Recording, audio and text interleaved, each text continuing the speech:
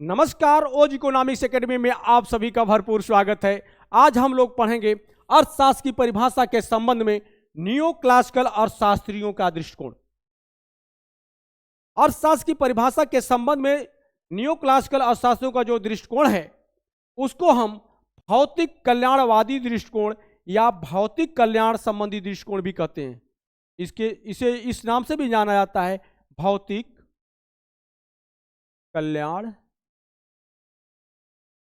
संबंधी दृष्टिकोण।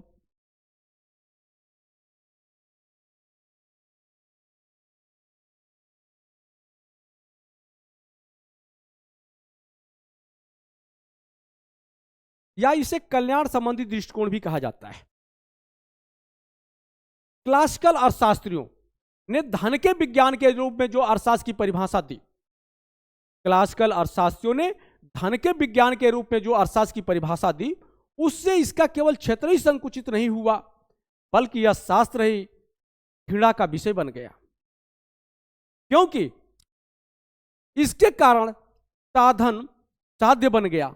साधन क्या बन गया? साध्य बन गया। साधन साध्य बन गया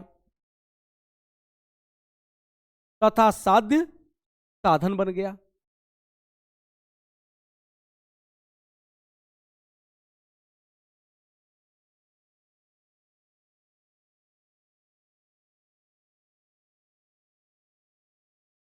इस प्रकार के दृष्टिकोण में आमूलचूल परिवर्तन की आवश्यकता थी, क्योंकि क्लासिकल अर्थशास्त्रियों ने जो धन संबंधी अर्थशास्त्र की परिभाषा दी उसमें साधन क्या था? साध्य बन गया तथा साध्य साधन बन गया।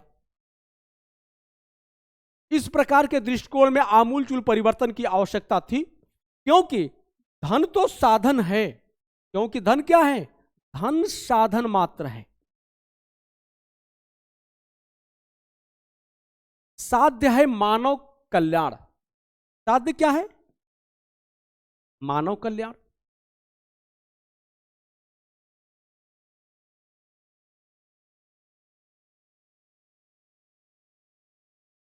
लगभग 100 वर्षों बाद प्रोफेसर अल्फ्रेड मार्शल ने क्लासिकल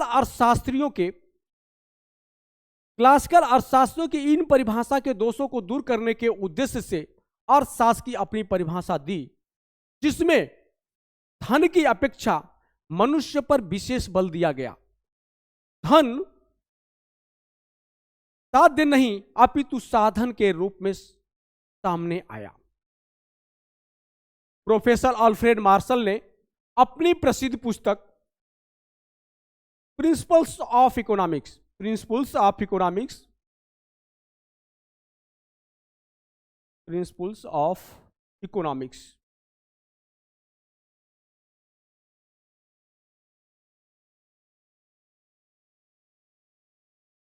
जो 1890 में छपी थी।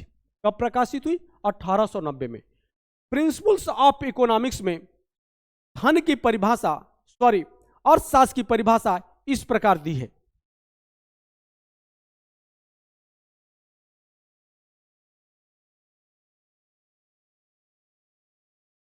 मार्शल के अनुसार राजनीतिक अर्थशास्त्र अथवा अर्थशास्त्र मानव जाति के साधारण व्यापार का अध्ययन है। अर्थशास्त्र क्या है? मानव जाति के साधारण व्यापार का अध्ययन है। साधारण व्यापार से तात्पर्य सामान्य आर्थिक क्रियाएं, उत्पादन, उपभोग, वितरण से लिया जाता है।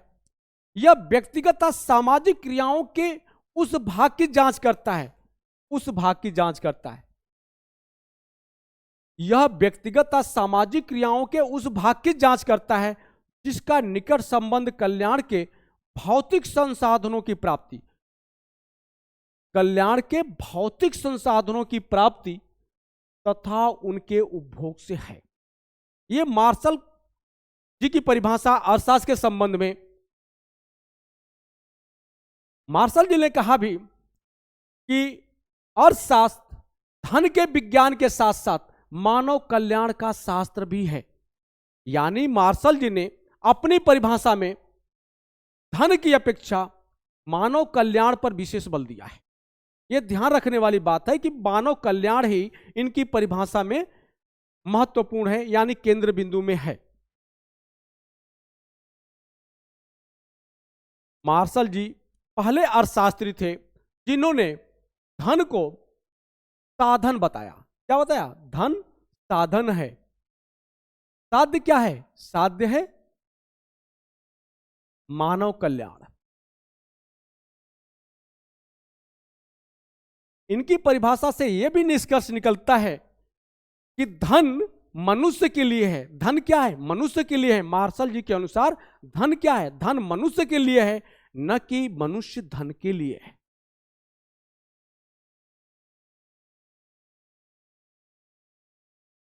मार्शल की कल्याण संबंधी या धन संबंधी, धन के विपक्ष में जो परिभाषाएं दी गई है,